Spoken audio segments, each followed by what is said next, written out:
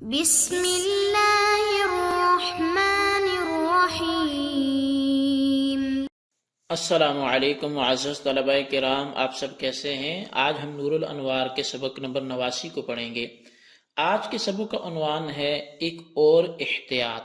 آج کے ہمارے سبق کی عبارت کا تصدق بالقیمت عند فوات ایام تضحیت سے شروع ہوتی ہے۔ آئیے سب سے پہلے عبارت پڑھ کے اس کا ترجمہ کرتے ہیں، اس کے بعد باقاعدہ سبق کی وضاحت کی طرف بڑھتے ہیں۔ مصنف علیہ رحمہ لکھتے ہیں کالتصدق بالقیمت عند فوات ایام التضحیۃ ای كوجوب التصدق بقیمت الشاة ان نظرها الفقیر او اشتراها او استهلكها او بعین الشاة ان بقیت حیة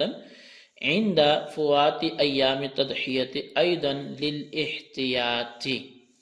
جیسے قربانی کے جانور کی قیمت صدقہ کرنا قربانی کے ایام گزر جانے کے بعد، یعنی جیسے بکری کی قیمت صدقہ کرنے کا وجوب اگر فقیر نے اس کی نظر کی ہو یا اس کو خریدا ہو اور ہلاک کر دیا ہو،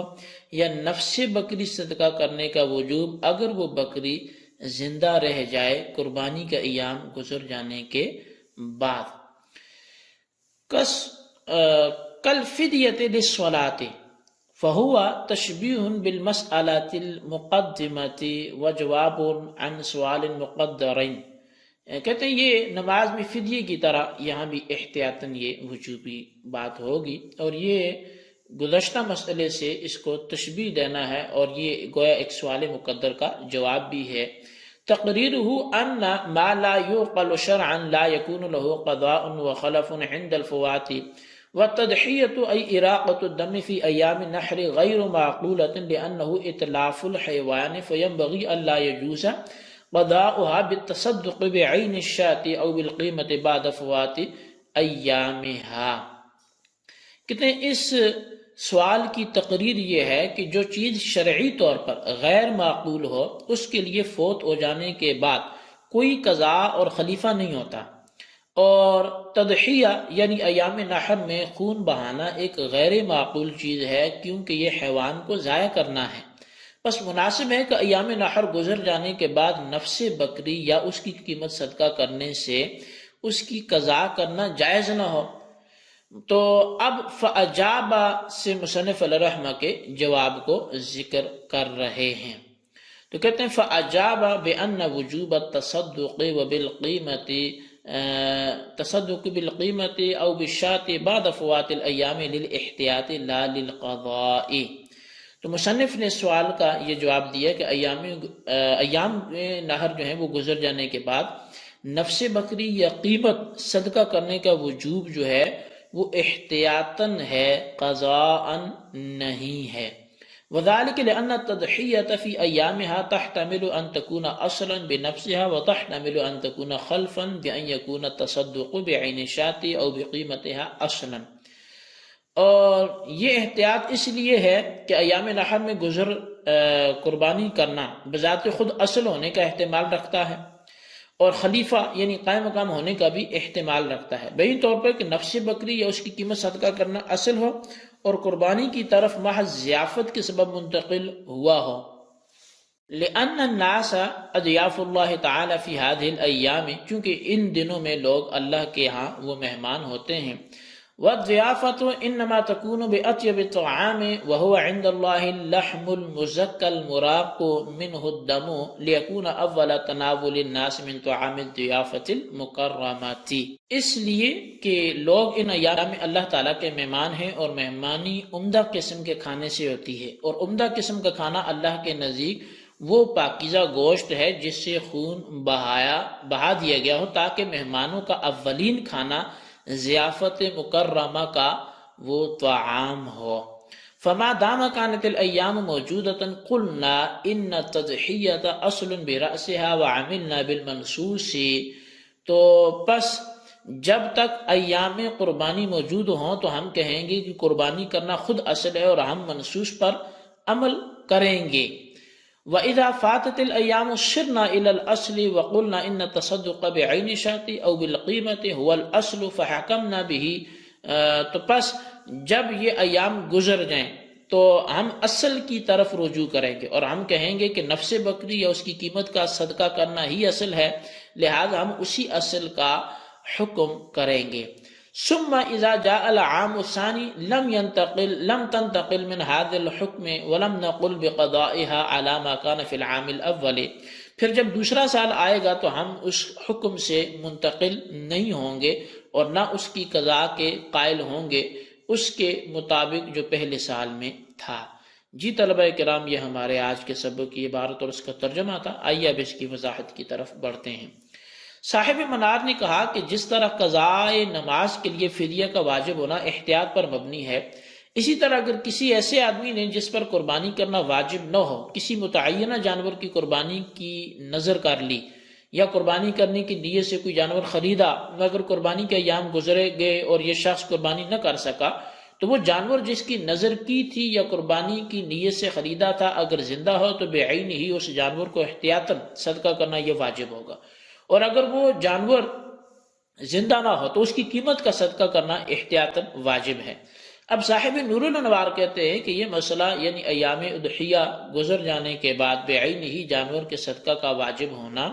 یا اس کی قیمت کے صدقہ کا واجب ہونا سابقہ مسئلہ یعنی قضاء نماز کے وجوب فدیہ کے مشابہ ہے۔ گویا مصنف کے قول کا تصدق بالقیمت میں کاف مشبہ پر داخل ہے، لیکن محشی کہتے ہیں کہ بہتر یہ ہے کہ یہ کاف محض قران کے لیے ہو، یعنی محض یہ قران کے لیے ہو اور تشبیہ کے لیے نہ ہو، یعنی دونوں مسئلوں کی بنیاد احتیاط پر ہے نہ کہ قیاس پر۔ بہرحال ماتن کی یہ عبارت بھی ایک سوال مقدر کا جواب ہے، جس کی تفصیل یہ ہے کہ جو چیز شرعی طور پر غیر معقول ہو فوت ہو جانے کے بعد اس کے لیے کوئی قضاء اور خلیفہ نہیں ہوتا، اور اس مسئلہ میں تضحیہ یعنی کہ ایام نحر میں خون بہانا ایک غیر معقول اور خلاف عقل چیز ہے، کیونکہ یہ جاندار کو تلف کرنا ہے اور جاندار کو تلف کرنا اس کو عذاب دینا ہے، اور جاندار کو عذاب دینے میں قربت اور ثواب کا سوال ہی پیدا نہیں ہوتا۔ بس معلوم ہوا کہ ایام نحر میں قربانی کرنا غیر معقول چیز ہے، اس کے غیر معقول ہونے کو ایک بدیہی چیز ہے، اس میں کوئی شک و شبہ کی بات نہیں ہے۔ بہرحال جب قربانی کرنا غیر معقول ہے تو مناسب ہے کہ اس کے ایام گزر جانے کے بعد اس کی قضاء بعین ہی جانور یا اس کی قیمت صدقہ کرنے سے جائز نہ ہو۔ تو پس مصنف علیہ الرحمہ نے اس سوال کا جواب دیتے ہوئے فرمایا کہ ایام نحر گزر جانے کے بعد بعین ہی جانور یا اس کی قیمت صدقہ کرنے کا جو وجوب ہے وہ احتیاطاً ہے، یہ قضاً اور قیاساً نہیں ہے۔ احتیاط کی وجہ یہ ہے کہ ایام نحر میں قربانی کرنا اس کا بھی احتمال رکھتا ہے کہ یہی اصل ہو، اور یہ احتمال بھی موجود ہے کہ قربانی کرنا خلیفہ ہو اور بعین ہی جانور یا اس کی قیمت کا صدقہ کرنا اصل ہو، اور قربانی کرنے کی طرف محض ضیافت کے سبب سے منتقل ہوا ہو، کیونکہ لوگ ان ایام میں اللہ تعالیٰ کے مہمان ہوتے ہیں، اور یہ تو آپ حضرات کو معلوم ہے کہ کریم جب ضیافت کرتا ہے تو عمدہ قسم کے کھانے سے کرتا ہے، اور اللہ رب العزت کے نزدیک عمدہ قسم کا کھانا ذبیحہ کا پاکیزہ گوشت ہے، کیونکہ صدقہ کا مال صدقہ کرنے والے کے گناہوں کو زائل کرنے کی وجہ سے میل کچیل ہے۔ اس کی طرف باری تعالیٰ کا یہ قول اشارہ کرتا ہے خذ من اموالہم، اسی وجہ سے صدقہ کا مال نبی پر اور نبی کے نسبی قرابت داروں پر اور ان کے موالی پر ان کی کرامت کی وجہ سے حرام کیا گیا ہے، اور مالدار پر اس کے محتاج نہ ہونے کی وجہ سے حرام کیا گیا ہے، اور اللہ جو کریم ہے غنی ہے اس کی شان یہ بات بالکل نہیں ہے کہ وہ میل کچیل اور خبیث مال سے اپنے بندوں کی ضیافت کریں۔ پس جب ہم نے جانور یا اس کی قیمت صدقہ کرنے کے بجائے قربانی کرنے کا حکم دیا تو تاکہ خبث خون کی طرف منتقل ہو جائے اور گوشت طیب اور پاک رہے، اور اس کے ذریعے اللہ کی طرف سے اپنے بندوں کی ضیافت متحقق ہو سکے۔ پس اس بات کے پیش نظر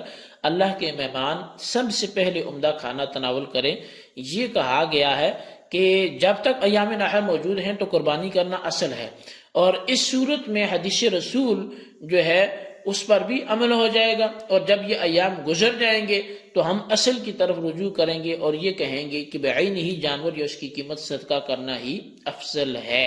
اور یہی اصل ہے، لہٰذا ایام گزر جانے کے بعد ہم اسی اصل کا حکم کریں گے۔ پھر اگر دوسرے سال ایام نہر آگے اور یہ شخص جانور یا اس کی قیمت کا صدقہ نہ کر سکا تو ہم اس حکم یعنی وجوب صدقہ سے قربانی کرنے کی طرف منتقل نہ ہوں گے اور نہ یہ کہیں گے کہ پہلے سال جو حکم تھا اسی کے مطابق قربانی کی قضا کی جائے، یعنی دوسرے سال ایام نہر میں سال گزشتہ کے جانور کی قضا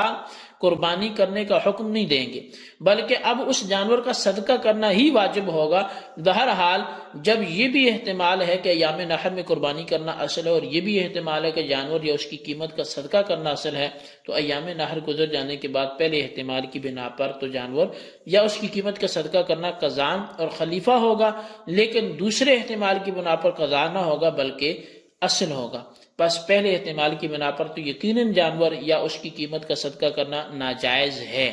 کیونکہ یہ قربانی جو ایک امر غیر معقول ہے اس کی قضا ہے، اور امر غیر معقول کے لیے قضا اور خلیفہ نہیں ہوتا۔ لیکن دوسرے احتمال کی بنا پر صدقہ کرنا واجب ہے، کیونکہ جس جانور کی قربانی کی نظر کی تھی یا بنیت قربانی خریدا تھا